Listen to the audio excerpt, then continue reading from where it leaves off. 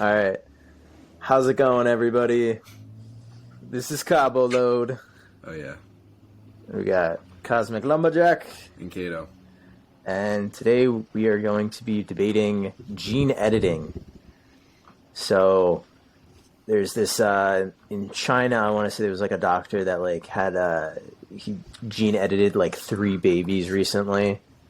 And the whole scientific community is in like uproar because of it. This is like 3 years ago, maybe actually, but it's still like now they're like a little bit older. Mm-hmm. And they made the babies like immune to HIV or something like that. So it's just a big topic right now because, you know, the ethical concerns and everything like that. But so we're doing a debate. I'm going to be in favor of in favor of gene editing, even though it's very, very Controversial. Controversial. But you know, it's going to happen in the future eventually. So we'll just get used to it. Yeah, but that's what you think. Sorry, is that too loud? I want to feel cool and hold my mic, but I don't want to make it sound too loud. Wait, I mean, I can't even like. Because you see my bar on the right side right now, right? Like my audio volume. Where it has your name and then there's a bar. Yeah. No, I don't see. I see mine. Oh wait. Yours is like really low compared to mine. Oh, wait. So okay. So do you think this is good? I mean, like hold it like directly like the top. Wait, that didn't even like. I didn't pick up. Maybe it does look pretty low. Yeah, I could hear you like fine, but I'm assuming. Yeah, I think it'll be the audience. The audience like this ASMR style. All right, maybe it sound not. Like that? Okay. Please keep some distance. Yeah. Some space for Jesus. So, which is why I'm here to debate this topic in favor of Jesus. In favor of Jesus, because you don't want science messing with Jesus. Because we're not playing God. We're not playing God. Yeah. No. We're just not having it. If you do, just watch yourself. Don't know what's gonna happen. Yeah. I don't know. All right. What's your first case for this? Against. I'm against it just because like I feel like, and this is totally like an opinion of someone who is on the side that didn't have the advantage of it. Like I didn't experience it myself, so like I don't want it to happen because like I feel like it's gonna ruin like just having like differences of human beings and like a natural what's the word?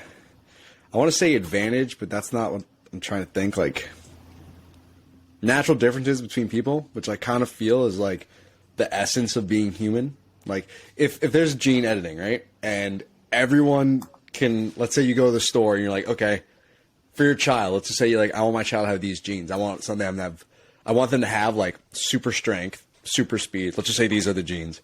Yeah. I don't think that's how it's gonna like be though. Probably will be.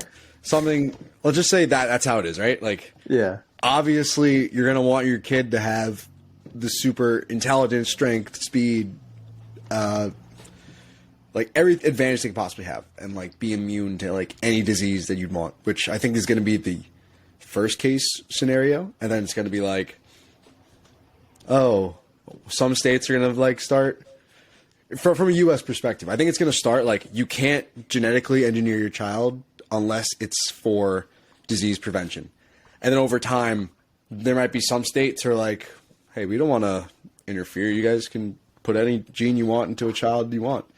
So there'll be some states, like it's going to be like weed or something. Like how every state, I don't know if every state was against it at first.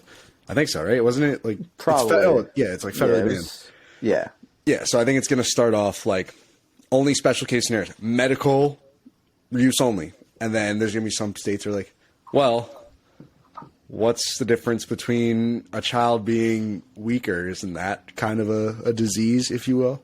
So then they're going to start using that more and more, and then it's going to be widely accepted over time, like how I believe weed is going to be universally allowed in all the states. But yeah, I feel like it's just going to like eliminate eliminate what makes us different, which I feel is like the human perspective, the human condition. That's the word. Don't I sound smart? Yeah, dude, you're a genius. Who needs gene editing? But yeah, that's like my first reason why we shouldn't. Because that's like the human condition, so we're all like also like gene editing, kind of, to your point that the gene pool would be small for like creating new humans after everybody's already genetically modified. So, that's kind of like my second point. Like how eventually, like if we all have the same most advantaged genes, like what's going to be the difference between you and the person who, let's say 10 generations down, right, from us? Like I'm assuming gene editing is going to be in place. What's going to be the difference between your great great great great great great grandchild and my great great great great great great grandchild? If they're in like the same generation and like both their parents were like, I want them to have the most advantage, everyone's going to kind of assume maybe some slight differences what the best genetic advantage is. So genetically, what is going to be the difference between that child and the other child? Like they're going to be the same person essentially. And like that also makes me wonder, like, what does that mean for like a biological parent, right? Are you even going to be technically their parent if, let's say, all your genes suck, right? I don't want any of my genes in my kid. What's the difference between like you being their adopted father and their, in this case, biological father? If they started out, you know, with your genes, but like you're like, nah, are you even their father at that point? Well, I feel like, yeah, you are still, like, you know, adopted fathers are still like, I mean, adopting a child is still like your child at that point, you know? Well, it's yeah. not really. I mean, like, I don't know, I feel like having your biological father, there's a connection there that might be close to an adopted father, but your adopted father, like, this is something I'm worried about. If I ever, like, adopt a child, like, would I love them enough just because I don't have that, like, they're not me. I didn't help give birth to them. You didn't give birth, kid? I know, right? It's crazy. Like, how am I going to feel any connection? If I don't birth them out of my whatever. I don't know. I'm worried about, like, how is the connection between parents and children going to be? I mean, I feel like, you know, there's still that connection for your case. Like, you know, they could still have whenever you're creating a genetic modified baby, you're going to have, like, some of the same genes as you. And so you could have that, I guess, quote unquote connection you're talking about. But I still feel like regardless, even if it is like not even remotely close to you and it's just an adopted baby, you'll still have that like connection to that child. I mean, I have like 2 tortoises and I have a connection to them. I'm not like, you know, I didn't give birth to them and I still like care about them. Mm-hmm. So it's like, regardless of having that either physical connection or like connection of like, hey, I made this happen in the world, it's still like, you know, you're putting your time and your love into that being. So it's like, you're still your child, you know? Mm-hmm. So even if it is genetically modified, I think it will still be, you know, you'll still like it. But as for the gene editing with the genetic pool thing, how, yeah, we're going to have like, if that's the case, then everybody's going to be the same. And then there's going to be other differences. But, you know, if we do gene editing, you know, I feel like there's got to be this small portion of the population that doesn't do gene editing. Because if we do it, because my argument isn't for it, we need to actually have a group of the population that's not doing it, so that there's still genetic diversity to the point where you can still, like, one person from the genetically modified group can have a baby with the diverse pool, and then that'll still also result with, you know, like, I guess more offspring that doesn't eventually lead to the demise of, you know, humans can't reproduce anymore because we're all the same. So, I didn't think about that, but sorry. Yeah, I'm just poking holes in mine, but but I think it's also good because, you know, we can prevent diseases. You know, diseases wouldn't be really a thing. As for like the HIV, you know, like they're testing if the babies are, you know, resistant to that, and so that's pretty beneficial for like, we want to sustain living longer as humanity. We'll have a bigger lifespan. We'll live longer. So there's, in that regard, I think that's also why we should do it, and it's also inevitable because we want to live longer as a species. Okay, so I'm gonna like try to go through like some of those points. The first one, okay, I have a question for you about the tortoise connection, right? Yeah. So let's say someone kidnaps your mom, and someone kidnaps a tortoise, and they're like, you only get to pick one to live. Which one are you going with? So, all right. So if my tortoise was actually my son, like let's just scratch it like that. Yeah, like, you know what? but in your case, if for this argument, my adopted son, you're saying, would you sacrifice my mom or my adopted son? Okay, you know what? Yeah, my question is kind of shot. I feel like that's an almost impossible decision. Like, yeah, I think most adopted parents would probably kill themselves. No. They can't solve the equation. Yeah. I know that situation would never happen, and I hate questions like that because I'm like, well, it's not going to happen, so there's no point in thinking about it and, like, just hurt your brain. Yeah. Maybe not never happen, but, like... You're always ready. You never know. There's obviously other outcomes you could fight and then, probably die, but it's because they have the... Okay, never mind. That's an impossible decision. Because it is just like, but like digging deeper into it, that's like a decision of like this person like raised you, and then the other option is this is the person you raised. So it's really like that is a tough decision to like go by, and it's just like so difficult because it's like this is you owe your life to this person, and then everything you put into this person is now going to be gone. So it's really I don't know which one I would choose. But what were the other points you had? Okay, I think the second thing was the group of people who wouldn't do it, right? Yeah, I think for a period of time there would be that population of people, probably the majority at first, and then over time it would be they're like, well, I could give my child an advantage and get him into Harvard, which I don't think. Yeah. At that point, I don't think college is going to be that big a deal, but that's a different discussion. But like, let's just say like, I want him to get into Harvard. Well, I'll just give them the super brain gene, and they'll gonna have the advantage. Over time, it's getting more and more accepted, and more people are going to do it. Like today, like going back to the weed argument, people aren't as scared of weed because it's more widely used than it was, like, let's say 50s, 60s. I think it might have been pretty popular. I don't know. But, like, not, like, legally wise, yeah. Yeah. Like... Took all this time, though, yeah. I think a big thing with weed being, like, demonized is that, like, probably the church on top of government, like, it demonizes it, so it looks like a bad thing. But if more people are doing it and you don't see them being, like... sent to hell. You can't really see that, but like you see them like being ostracized by their god or the government not putting them in jail because they can get away with it, or even the health consequences of that. Like there's less people worrying about it, so more people accepting it, more people doing it, and that population of people who don't do the gene editing is just going to get smaller and smaller. Right. So who would want to be the only people who aren't genetically engineered to be better? You would be like the opposite of Superman at that point. You would be like the most dumbest person out there compared to everyone else. So people would everybody would end up doing it. It's just like when we do gene editing in the future, you still have to have everybody or certain populations that are still like picking a wide range.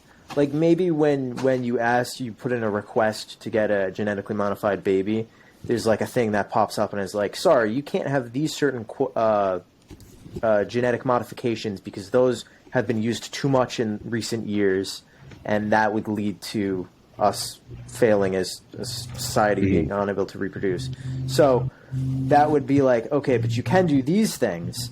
So that leads to the question of not every genetically modified human would be able to have all of the best things, all of the best, genes. Only certain ones, and then it's like, I mean, maybe there'd be the 1%, like the rich or the rich get to like pick all the good genes, and then that leads to more like, I guess, inequality, which is bad. But also just, I guess we would have to, in gene editing in the future, we'd have to have a system in place where that also makes it so there's still diversity among a lot of the editing in our genes. So it's really just like maybe just, at first like getting rid of just all the diseases and stuff like that, maybe all the other things that could lead to less genetic diversity, maybe like not as much, just again, limit it a little bit to, so there's more diversity there. So, because it's difficult to see how we're actually going to like, we're basically evolving ourselves a little bit further right now. But it is also going to help humanity like be able to prevent all these diseases and help us live longer and stuff like that. So that's also why I think it's also beneficial. Did you have another point? Yeah, I was going to say, I feel like if anything, the disease prevention is probably going to be inevitable. Like genetic diseases, like, I don't know, making you less likely. Assuming we could figure out all the genetic factors that influence a disease, I'm assuming we're going to go after the obvious ones first and like get rid of those. Like, oh, well, your chance of cancer is now in half of what it was before. That's a one that like, who's going to be against that? I'm not against that. I'm just, my view on it is that it's going to be kind of like a Pandora's box. Like, okay, we can get rid of that. We're going to figure out more and more of the human genetic code over time. So we're probably going to figure out what makes someone intelligence, for example. What makes someone's more intelligence genetically? And it's going to be like, where do we stop, right? Oh, disease here, disease there. Well, at what point is having an IQ of 100 a disease? Like, I think it was, I don't know, maybe in the early 1900s where like, you know the term like moron, idiot, there's another one. I forgot. There's like these terms, right? Like, you just use them for like someone who's being stupid or something. Right. But like during a period of time, like I think it was actually connected to your IQ level. Like if you had an IQ of like 40 to 60, you were clinically a moron. And like people are probably going to start viewing that again as a disease in a sense, and that would be the first step. Did I say Pandora's box? I want to open it like Pandora's box. Yeah. But I feel like it's just going to like keep going, and it's just not going to stop because who's going to want to stop it? Like AI now. You make one more advancement, you make another. Next thing you know, AI is sentient, and hopefully it's on our side. Yeah. But I mean, like, if anything, that could also help us map the genome of the human mind and the brain. But also opening that box is like saying, like, do we do it or not? Like, it's something humans can do to, like, help us out a lot. And it's, like, really, like, it would be the next step, logically. I mean, for creating humans that can have infinite lifespans. But there's other problems with that, associated with that. But I'm not going to ruin my case just yet. So, because I have, like, for instance, like, not enough, if everyone lives forever, there's not enough Earth. So where would all the humans that are now living forever go? But you could also say we could modify the humans to also... modify us. I'm a robot. Modify us to live in space, for example, or something like that. And then we could expand to other colonies on other planets. So then I guess that solves that issue. But it's really, I forgot what was the point that you said again that I was gonna say something about? Oh, Pandora's box, opening it up. Yeah, like once we start with one thing, it's where does it stop? Yeah. So it wouldn't stop. It wouldn't stop. But I guess my point would be like to just slowly, gradually, like find a path that we can like navigate to allow it to progress in a way that will still be beneficial for everybody, as I feel like, it is inevitable, and it's like this is the next stage for us to eventually take, even though it's very frightening, as we don't know fully what the human brain really is or anything like that. So saying something this early on is about how it's like very beneficial could be like, maybe it's not going to happen because it's just not, like, it's too advanced for us right now. But it just goes on to the kind of like, we can create life, basically. Do we master the robot of life? This is I kind of like to think of living organisms as just robots in general, because they all serve a purpose to live, and then use other living creatures that's the only energy, but also the sun too, and water and other chemicals. But still, the point being, we're living robots that are here, and we evolve, we change, and now the next step is to figure out how to do that on our own, so then we can just advance ourselves a little bit more to the point where we can do a lot more cool stuff, like creating food. I don't eat meat, but you can create meat in a lab using gene editing, and feed a lot of people using that method, because now you don't need a large crop size or something like that. So then you have more land for people. So stuff like that as well, that I think that it's also,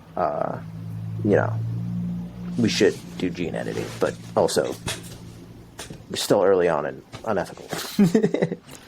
But yeah.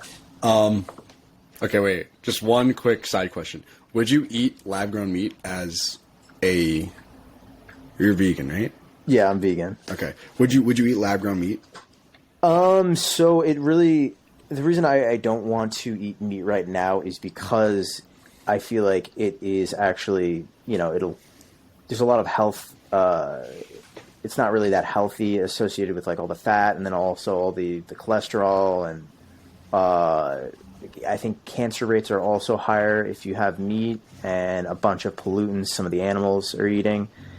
So if you have a lot of different factors, if you really figure out hey, this meat's actually tested for all these things, and it's a lot safer than regular meat, then I don't see, there's no reason why I wouldn't. So it's as long as it's not going to impact my health in a negative way, then I'll do it. So that's why, I guess really only just plant-based food for right now. Gotcha. Okay, back on the genetic topic. Hold on, you said something. I forgot. Well, can you just summarize what you said again? I said the space thing, genetically modifying. Mm-hmm. The crops will have more land. We are evolving, so we're eventually going to do it. We're tapping into what's already going to happen. We're just accelerating it a little bit. Okay, yeah, that's the part. So yeah, no. Personally, my position on this is purely out of fear. I'm gonna basically be inferior to a few generations down the line, if not the next generation. And then I do agree. It is literally evolution, and it's just doing its thing. I do also see humans as a very finite point in time. There's only gonna be humans for so long until we're something different, or we just go extinct. But yeah, I'm it's purely out of fear, and I agree. It is an evolution thing, and my children are going to be, my great-grandchildren, whatever, down the line, are going to view me as kind of the old person. It's hey, Sonny, I don't want to do that. I don't want to use my iPhone. Because I have it up in here. I don't need an we all have an iPhone. iPhone. What are you talking about? Everyone has an iPhone now, or not an iPhone, but a smartphone now. Yeah. Just because everyone else has one. At first, it was you don't want a smartphone, but now we look at people who are older, who at this point, even a lot of older people have smartphones, but they don't use it the same way we use it. Oh, why are you watching TV when you can go on YouTube instead? Yeah. Yeah, exactly. That's probably going to be how genetic engineering is going to be viewed as. It's of course. And then going back to the point about like accessibility to like certain genes. Let's say like intelligence is like a pretty one I like to use, but let's say you want your child to be smarter, but like there's only a certain amount of smart genes available to be sold before it's like you're not allowed to do it. I feel like it's going to cause a lot of outrage in like the public. Like I feel like it's very similar to saying, we have penicillin, but it's only for the first 500 people who come and get it. Unless, you got some extra money you want to throw at us. I think the first people probably going to do it are probably like the super wealthy. Further dividing classes where it's like the super wealthy are not only the advantage of wealth, but they also then have an advantage of having the best genes possible, so their children can survive better, just do more stuff and get more wealthy, making people who aren't as wealthy to start off with like less likely to get up there to get these better genes. Right. So I feel like it has to be like not gatekept at all. And if it does, I'm sure black market's going to pop up where it's like, oh, you want this secondhand super good gene? Come by me. Maybe you get fucked up. Maybe you die. We don't know. We're doing this off the record. You don't know what we're doing. Yeah. So, I mean, like, I see your point, how you want it to not be safeguarded, but also I feel like it needs to be. Otherwise, there's not going to be that much genetic variation. And then that would be bad. So I kind of feel like we really need to do that.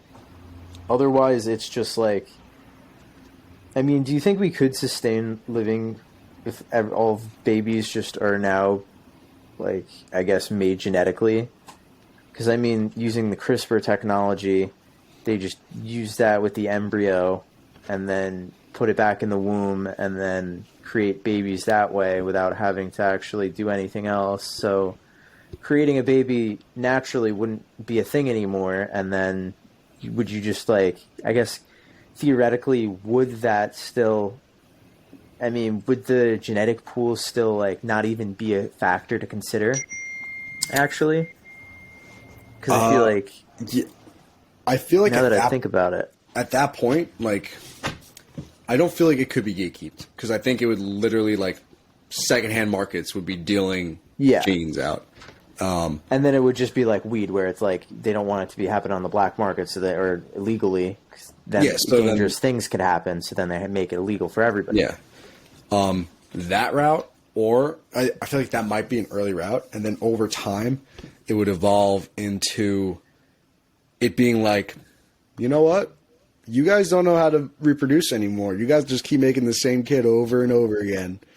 We'll handle the reproduction. It's legal to reproduce now. Every I don't know if it would be possible, but let's just say if it's not, every man has to get a vasectomy and every woman has to get their eggs removed.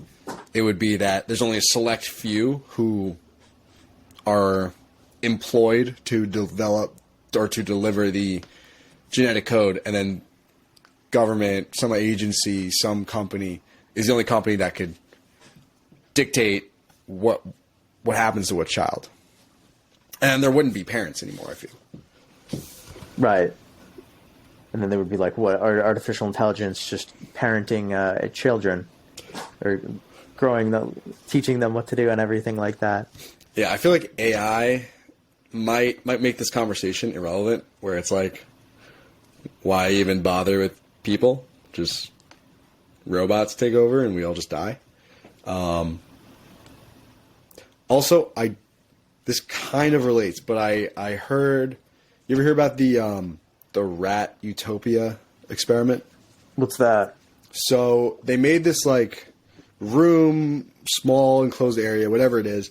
They had a bunch of rats, right? And all the rats had enough food, water, that they didn't have to worry about survival. And I think all they did was just lounge around. There were some rats who all they did was just groom themselves. I think they called them like the pretty rats, or I might be butchering it. But like, all they did was just work on their appearance, and I don't even think they reproduced. I think everyone just stopped reproducing because it's like we're satiated, we're good. I feel like once we get to that point, like, why would people even want to reproduce and have kids? Which is actually that's another thing that's probably going to lead to that. Like, less and less people want kids. I think we're in a declining population. We're at less than replacement for our population. Like, oh, okay. Like for every 2 people, they have like 1.7 kids or something. Oh, okay. But is that also kind of good for the planet, since we can't really sustain this population much longer? I don't know, because I don't know how it, because if anything, it would be a population like collapse. Like, the younger people take care of the older people. Like, we have so many boomers, right? Because there was such a baby boom, and then generations after had less and less kids. So we have less humans taking care of the older population, and it'd be less and less and less to a point where it's like, I think the population like collapses or something. Or I think it go either way. I think it's like, if we get too big a population, like we explode, and then we can't supply it, so it crashes, and there's only like, it goes from like, let's say 10 million to 1 million or 100,000 people, just because everything we had up to that point was only for a certain amount of people, and then we overused the resources. And I think it kind of goes the other way too. If we have too little people, that we can't sustain the population on the other way. Okay. I think that's a U.S. thing. I think there's other countries, less developed countries, I think have higher than replacement rate for births. Like, okay, that's good. Because there's like something where it's like, the more developed the country is, the lower the amount of kids a family will have, just because they push off having children later in life, or not even, because they want to work on themselves. They want to work on their career. They don't need to have a kid.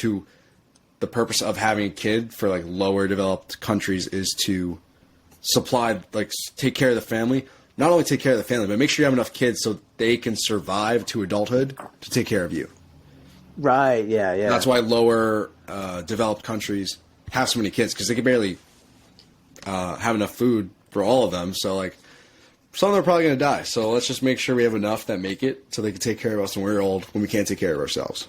So how come that in the case of the United States that, like, people don't want to have kids so that they're worried that someone's going to take care of them when they're older? Are they just assuming, like, most of the population now has a certain amount of money and they're going to be well off, that they don't even need children at that point because they already have money to pay for senior citizen homes and stuff like that, where they can just, like, stay there, and then they don't have to actually, like, you know, have a son to take care of them, for example? Is that, like, you think the main reason? I feel like I don't think it's necessarily, like, in the United States, I don't think many people as much think about, like, who's going to take care of me when I'm older. To an extent, yeah, some people do. But we keep pushing off having to worry about kids because we're at a point in our civilization where we want to focus more on ourselves than having a child. So we push off later and later. I think there's even some consequences to the children for having a child later in life. Like, I think it has to do with the females. Like, the older female is, the health of the child that's birthed is more likely to, or the child's more likely to have health problems. The older a female is. Oh, unless I don't know if it's modification. Yeah, genetic take care of that problem. Further pushing off when people have children. Yeah. All right. So yeah, then if that's the case, then more people, I guess, wouldn't want to necessarily have as many children with gene modification too. Also, because then they're just like, they're well off on their own, and their lifespans would be increased. So, like, whenever you're 200, then maybe you'll have a kid or two. Maybe you'll have one. And then will be a civilization of, like, immortals, where it's like we're stuck because nobody wants to have a child. And then it's like well, should we?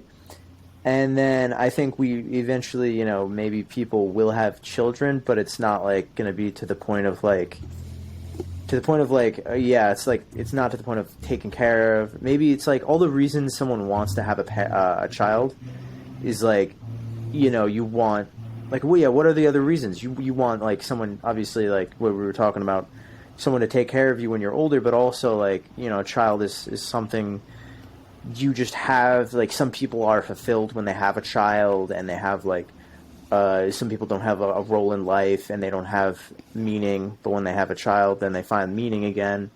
And so like there's also those reasons. So that's good reasons for people to have children. But yeah, it's now that more people are not wanting to have children as much, then I guess like modifying, genetically editing children in the future would eventually just lead to people not wanting to do it as much. Yeah. And the only purpose would be to, I guess, colonize other planets. I guess, if we wanted to do that for some reason, because if we already have like eventually like the population of the land on Earth maxed out to the brim with people, then yeah, no one's going to want to have children. Maybe there'll be like laws in place. So it's like, oh, if you die, then you could have a kid, or one spouse die, and then you could have a child or something like that. You have to go apply to have a child. You go to the you gotta, like, yeah. You're on a wait list. Okay, there's a few people ahead of you. You gotta wait. There's people are living too long. Sorry, the wait list is getting longer. Yeah. And at that point, do you think the government would just sterilize everybody and then only make it so like people have to like genetically modify? Because then if people are all sterile, then no one would be accidentally making babies. But that would just also be scary for if the population does end up like, all the machines break, we can't make babies, and we're all like, fuck, now we can't make new babies or something like that. And then that would be pretty bad. Yeah, I'm pretty sure I've heard like, not heard, but like seen or heard of a movie or book or something where it's like people are just getting sterilized because the government controls who reproduces and who doesn't. Oh, and like, okay, yeah, and like a dystopian future type deal. Yeah. Okay, yeah. It could have been 1984, but I feel like it's a different book or movie. It's probably a book, probably a few books. Yeah, so I guess an argument, I guess, that could be made for against gene editing also. I mean, just against it. Nah, I mean, I'm trying to think. No, I mean, I'll just go with it's inevitable, so it's going to happen, but we don't have really if we can use artificial intelligence, if we can tap into it, then I think it's a good option. But that's me betting on the fact that we have artificial intelligence to let us fully go through the brain and understand everything. If artificial intelligence takes over and takes over us, then that would be pretty bad. AI that is sentient could just make their own humans in a lab, and then they would raise those and worship the AI lords and then attack us. So there would be, in the future, I don't think it would be like us versus humans. It would be humans versus humans. Regular humans versus genetically modified humans by robot clones that are. Because I mean, maybe AI can create like a robot that it has all the functionalities of to attack people, but it's more. I feel like it would be much more of maybe more interesting to have a conflict like that, but also like a dialogue too to negotiate. And then it's like, okay, so they have people on their side. AI has people. So yeah, genetic modification if AI is there to help us out in the future, because that would just really make it, because it is, like you said, it's a scary process to like really do everything, because we don't know what's going to happen, and we're pushing the button on accelerating it a little bit. But I think it's still like we should try it at least, maybe, and see if it goes well. Otherwise, yeah, is it going to lead to our demise? Maybe, but should we try if the option's there? I mean, a lot of things that we shouldn't try. So that's really what it comes down to, like, I guess. But if we limit it to a certain degree, and then if it backfires on us, then yeah, let's not continue doing that. So I think either way, it's going to lead to the demise of like humans as we know it, whether it be population collapse or people evolve into a different thing. species, yeah. Eventually, because people will keep doing it, and then they're like, I don't think notices are cool anymore. Let's just get rid of those. Yeah. Or something, and then we're just a different species. But then it's like, oh, why don't we have other humanoid species on Earth? Oh, yeah, because we killed them all, because humans wanted to be the only humanoid species. So what's going to happen in the future when that happens? Or something. Different, it'd be cool to have different groups of people, though, to have different traits that they excel at. That would just be cool if all we really need to do is just do that, kind of separate them a lot to the point where not everybody's going to have all the, but I know, like you said, it's gonna be open to everybody. But hopefully people's opinions are able to, their opinions to make a new baby is going to be not all the same. The public is, I'm hoping that everybody's not making the same decision. It's like, yes, only this version of humans. Because then that would be bad. But, everybody does have different opinions because people are all different. So that's good. So that's why also that genetically modified humans would thrive and do good, because people will always have different opinions. Okay. Throughout this conversation, I just came up with like two ways I feel like it would not lead to the demise of all humans. Oh, you're like, wait a minute, there's this and this. No. So yeah, okay. One is like, maybe it's kind of like a nuclear weapons kind of deal, which as of right now, as of March 9th, 2023, we have not blown ourselves all up with nukes. Yeah, next day. As of right now. Thank God I said that. I mean, I don't think I need to say the date because, we'll probably all be dead if we do that. So I think we're covered. We'll go to bunkers. We'll be fine. Yeah. We'll save the footage. And then also, I don't know if like gene editing is going to come out the way that we think it is. Like the way we're describing here, we're assuming you get a catalog of genes, and there's only one perfect gene for each thing, right? Or there's a collection of genes that are the best genes. Maybe it's not how it works. Maybe it's like people are so complicated you can't just give someone super intelligence. Maybe it takes like multiple genes working together, on top of maybe even nature being a huge influence. I know there's you've heard of epigenetics? What's that?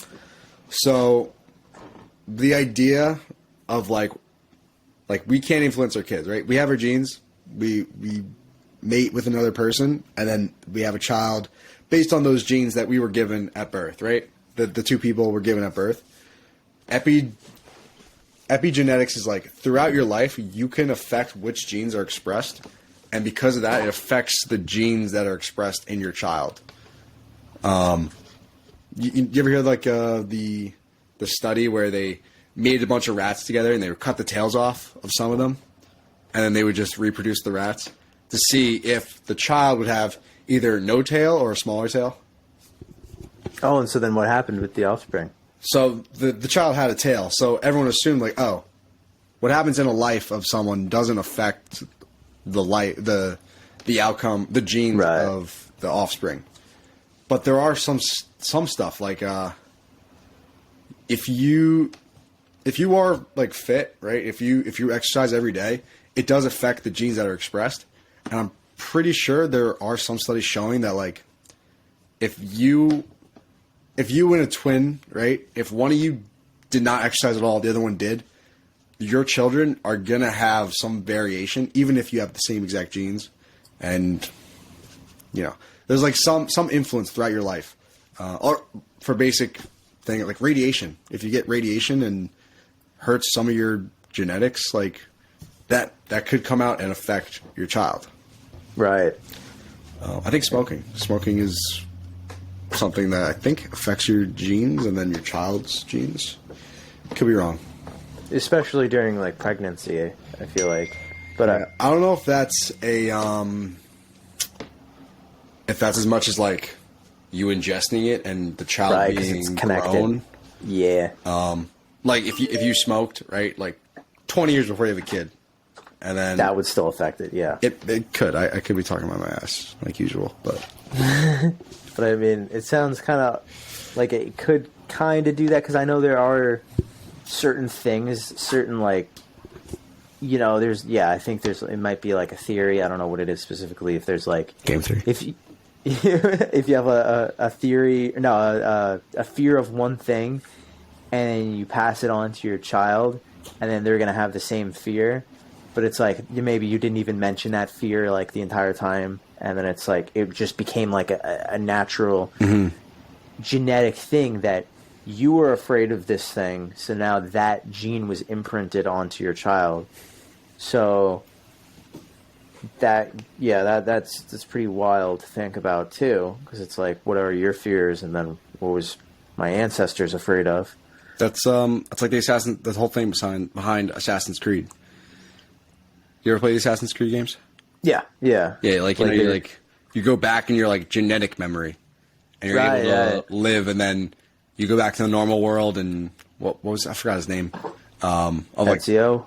No, he's like the current day guy. Yeah, I don't remember. I forgot his name, but he wasn't that important. Yeah, nah. Who? But I'm pretty sure he was able to like express what his genetic memory had. Like he's able to do like assassin shit, just because he had it in his genes. Right. That's a video game, so I feel like that's just like exaggerating it a lot, because you know, like after time, I feel like it's not going to be imprinted.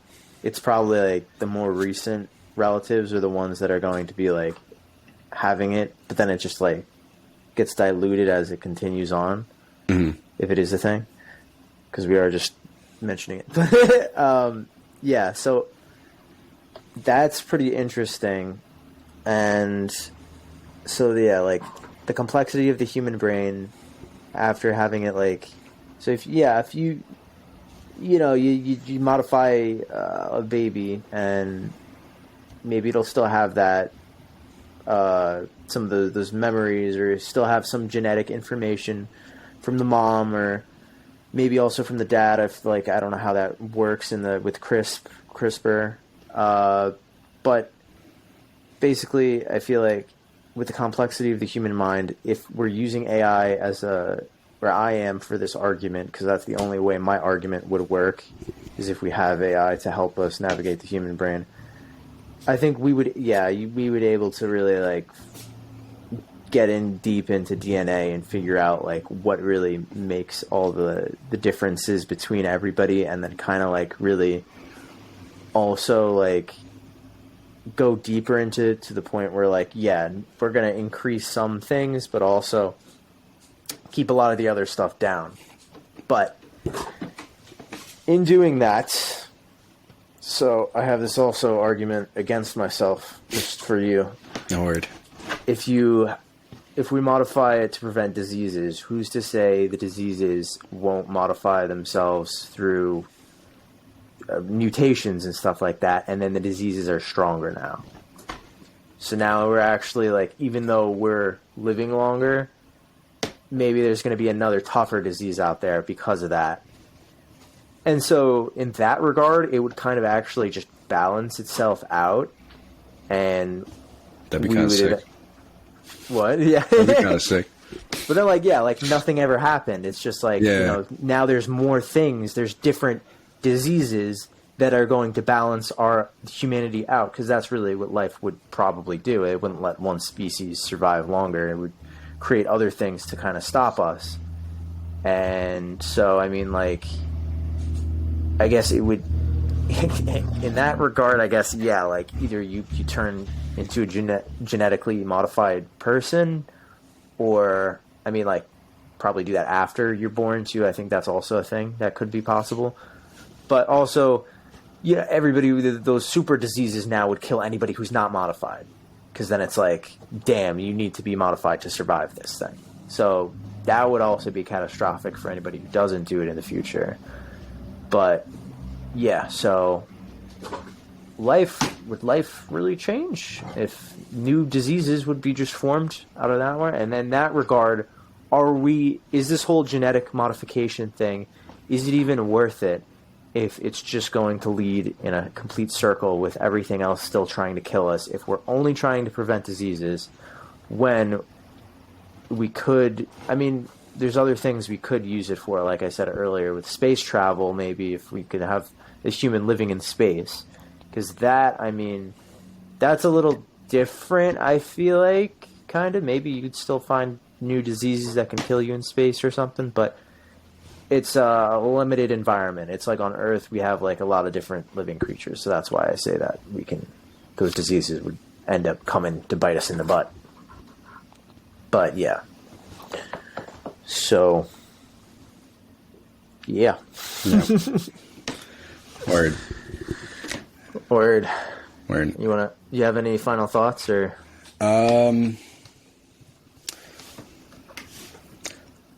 Before I wanted to just say the line, life finds a way. That was terrible.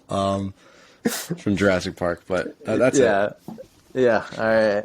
Because it does. Yeah. It would kill us somehow. It would find a way, even if we tried to prevent that shit. It's only thing that could help is artificial intelligence. So this conversation it goes back to that because it's a good safety net.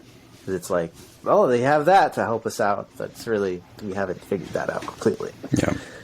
So, thank you guys for watching. This has been Cabo Load with Cosmic Lumberjack. Thank you. Thank you guys for watching. Peace. I hope you enjoy this.